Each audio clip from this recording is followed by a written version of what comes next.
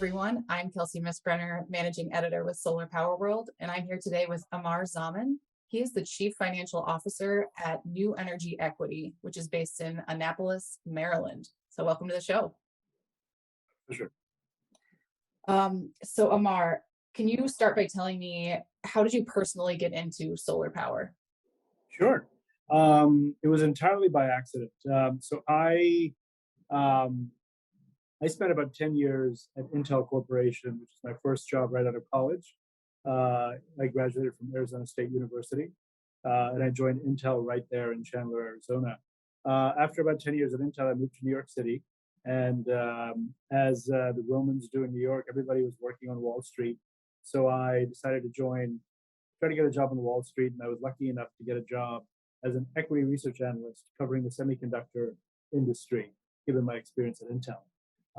This was November 6th, 2006, which was my first day at UBS Investment Bank as an equity research analyst covering the semiconductor industry.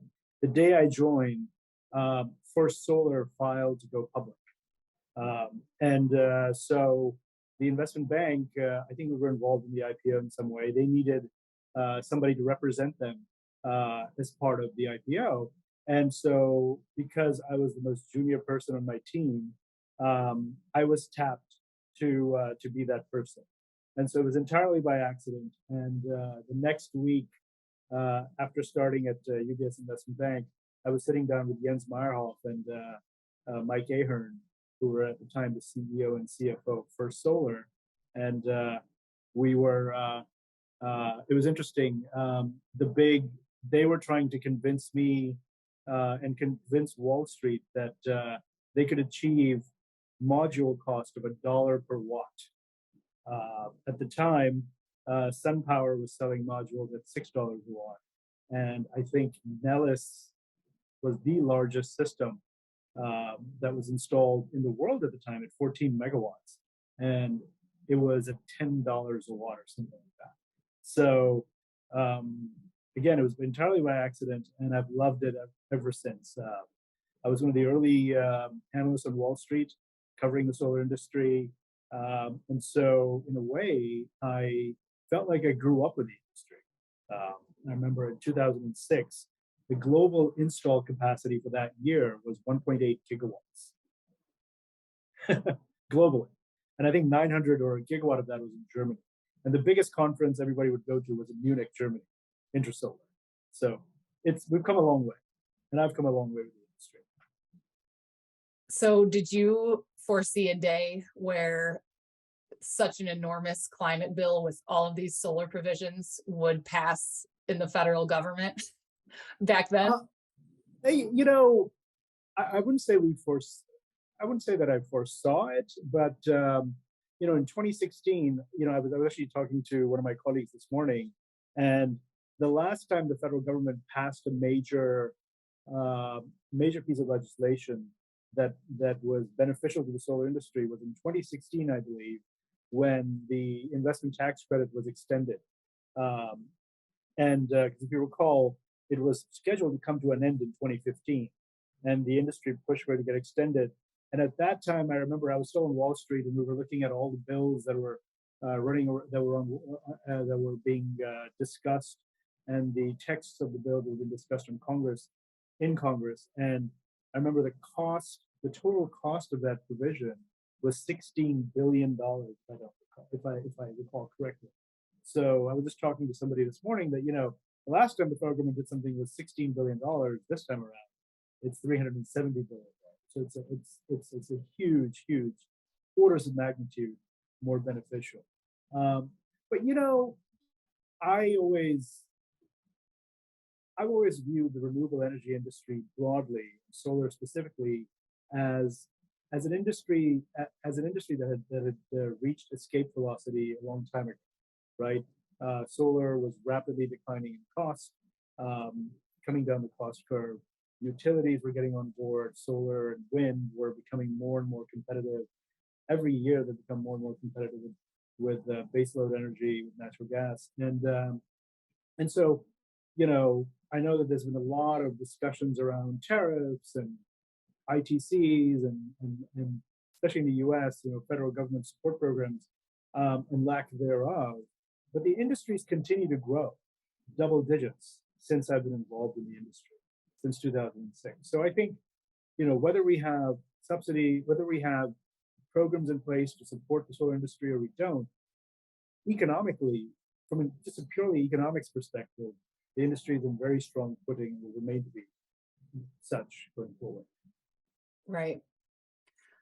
Can you speak to what the IRA could do for medium-sized solar companies like New Energy Equity? And are you guys working a lot in the under 5 megawatt range? Absolutely.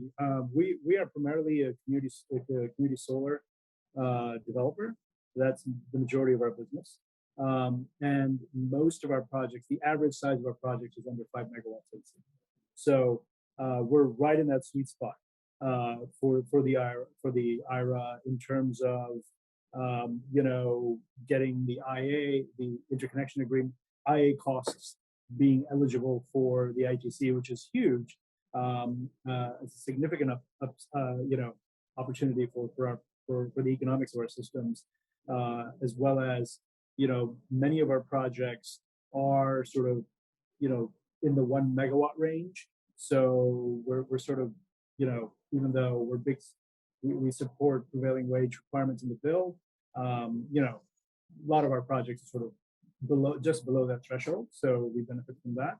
But overall, I would say it's a very attractive bill for community solar, especially the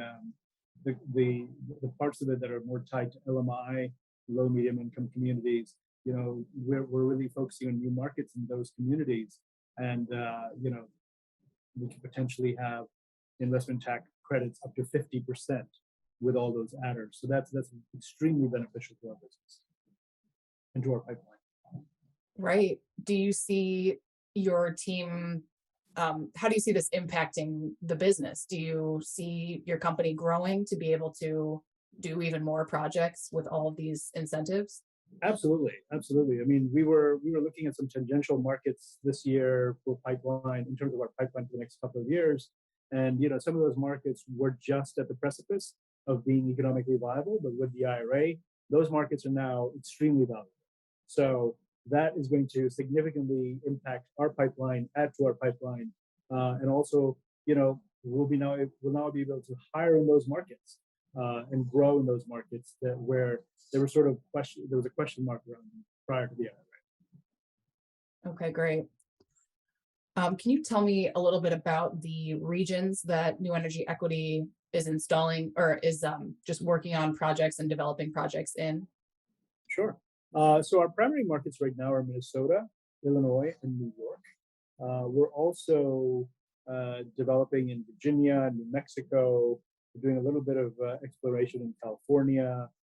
So yeah, as our business model has been to get in early into markets and partner with local developers, boots on the ground, and really leverage our national expertise and our national relationships around capital, access to capital, low-cost capital, access to tax equity programs, and bring those relationships and expertise to local, smaller developers that have boots on the ground in those markets and really help them grow as partners. Got it. Are you guys looking into any new regions as potentially new community solar legislation is passed? Yeah, we're always looking at new regions. I mean, like I said, our business model is to get in early into markets. We've got a very strong business development team and an extremely well-connected policy team as well. So we leverage all of our partners. Plus, we were recently acquired by Elite earlier this year, and so we're now able to leverage a much larger policy team as well as in-house development and technical expertise and a larger balance sheet to go after new markets. So as I was saying, we newer markets, some of them we like to keep close to our chest before we really announce, but we've been very successful at not only recognizing markets with significant potential before they're truly at the forefront, of the industry, getting in there early, building those relationships, and then benefiting as those markets begin to bear fruit. Got it. What are the key pieces that lead to success in community solar? Like, what needs to be in place for the most people or businesses to be able to benefit from community solar? I mean, this is where I think I will probably be a little cautious about that because I'm not that close to our development. But I would say, from what I've learned in community solar, it's really about um, you know partnering with the right subscription providers, and also making sure that so really it's about subscriptions, right? I mean, we can partner with we have some we have some good relationships with national subscription providers that we partner with in multiple markets. So having that confidence to be able to go into a new market with our subscription provider partners is very beneficial. And then working with those local developers who know the landscape, are much more closer to the policy landscape there in those markets, also is extremely beneficial to our success. Okay. What has been your most rewarding moment in your solar career so far? My most rewarding moment in my solar career so far. Wow, it's that's a hard one. There've been so many.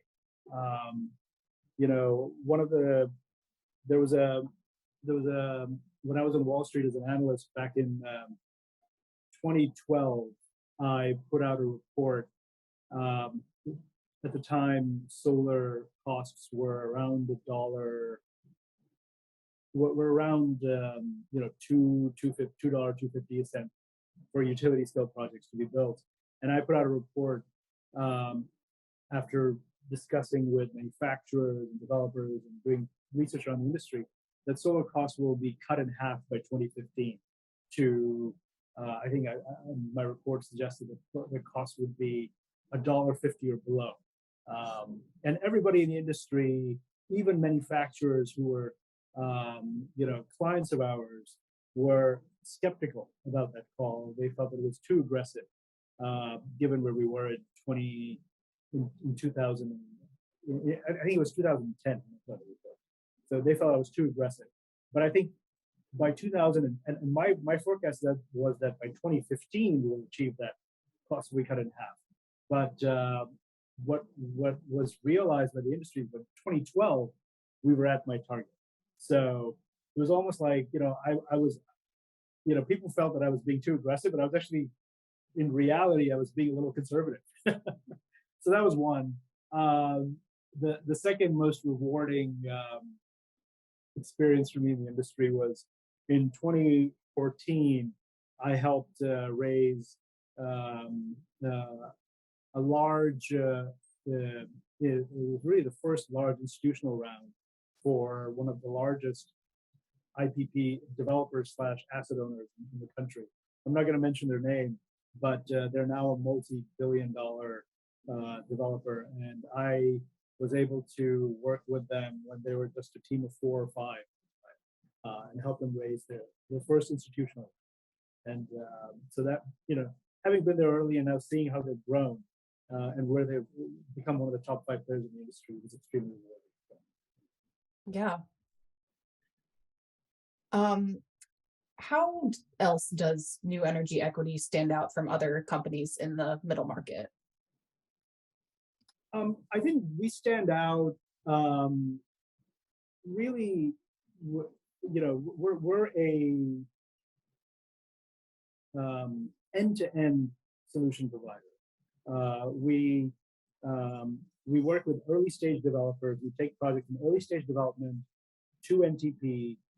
We take them through construction, and then we also have an arm that operates and maintains them for the long term for our clients and ourselves. So I think, and that's very unique for a company of our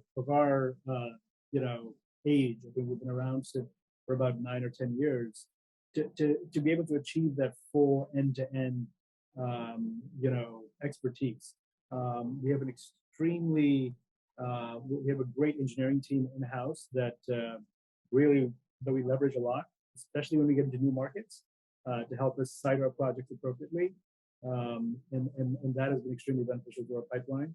We've been able to partner with some of the largest financial parties in the industry in the U.S. to help these local partners leverage the heft of that capital from a national perspective. So I think that's fairly unique compared to other players of our size and vintage. Okay. Let's see. What would you say is the most unique project that New Energy Equity has installed so far? Most unique project that New Energy Equity has installed so far. I would say, and again, I've only been at New Energy Equity since November of last year, so I'm still learning about our portfolio. I think we've installed about 250 megawatts to date, actually close to 300 megawatts to date. So there's a lot of projects in Minnesota, in New York, Illinois, Maryland. But I think the most unique that I've come across is in Hawaii. We have a project in Kihei that I believe is about 500 kilowatts, but it actually has a battery associated with it. And I think we were sort of, it was one of the earlier solar plus storage projects, potentially in the industry. And we have it still operating up in Hawaii. And a lot of our operations folks love to go out there to to inspect it and check on how it's doing. And it's a very popular destination for our I'm kids. sure. Neat. So speaking of storage, is the standalone storage ITC going to have an impact on how New Energy does business? Is it going to make you install more storage? It's a part of the market that we're looking at. We've been primarily focused on solar, on community solar, but storage is definitely on our roadmap from a strategic perspective as an asset class that we will increasingly look into, especially now with the standalone ITC. It's really extremely powerful for the storage industry, right? We've seen so much growth in storage without an ITC or an incentive of this type. So you can imagine, how much more storage is going to come to the forefront now with an almost 30% ITC. And so I think it's going to be extremely beneficial to solar plus storage projects, to co-locating storage with solar. I think in certain markets, storage makes a ton of sense with community solar, especially in utility scale. We're not really in utility scale, but I know that in markets like ERCOT, with utility scale and curtailment, storage makes a lot of sense. Now having a 30% ITC makes it even more attractive. So it's definitely something on our roadmap we'll be looking at. Okay. What is preventing your company from installing more, or not installing? What's preventing your company from developing more projects? It's really been this unfortunate sort of, this has been a year of a lot of stops and starts with supply chain issues, initially coming out of COVID, and then having been dealt with the Oxen case, and now, and so there still is a lot of uncertainty around tariff risk for the industry, and that is causing both panel manufacturers as well as developers and installers to be cautious. That's really what it is. It's having access to panels, having access to materials. Demand is there. There's massive demand for solar. We have labor is ready from an EPC perspective. The industry is ready, and we're all hoping that this SBI is going to be sort of a watershed moment in terms of releasing some of those, getting everybody together in Anaheim with module manufacturers, equipment providers, developers, financiers. I think it's the first SBI in a couple of years, right? So I think we're hoping that getting everybody together in the proverbial room, if you will, of SBI, I'm hoping we can work through some of these issues and get some more clarity as we close out this year. And I think we're all hoping for a great 2023, having gotten past some of these issues this year. Definitely. Hope that we're on the up of the solar coaster now Yeah. after You being know, the other thing that I always tell people is that this is not new to us. We've been here before. The industry's been here before. It was here in 2010. It was here in 2008. It was here in 2010. It was here, I think, in 2015, 2016. So we've been through many similar sort of periods of disruption, and I think the industry has always seen its way through, and we'll do the same. Because again, at the core, uh, solar is economically competitive. There is massive demand from residential applications to community solar to commercial and now utility scale. With massive, I think last I saw there was about a 100 gigawatt pipeline in North America. So demand is there, and which means that the supply chain issues will sort themselves out. We'll be able to meet that. yeah, and I mean, we're already seeing some new US manufacturing announcements come Yeah. through, although that will take time to ramp up, but Mhm. the bill has definitely encouraged that too. Absolutely, absolutely. Yeah. And then my final question, what are some future product trends that your company is looking forward to? Product trends. Well, I mean, so again, we're a developer, right? So we're sort of a little kind of removed from that perspective. But I would say that our engineering team is always looking at ways to sort of increase efficiency, improve performance of solar systems. So different panel technologies, racking, and trackers, right? Those are always something. Those parts of the value chain are always of interest to our engineering team. Anything to increase the efficiency and performance of our community solar projects, right? And then, given we have an in-house operations and maintenance arm, we're also looking at innovations in O&M. O&M has been a part of the value chain that's been sort of not really at the forefront of the industry's mindset.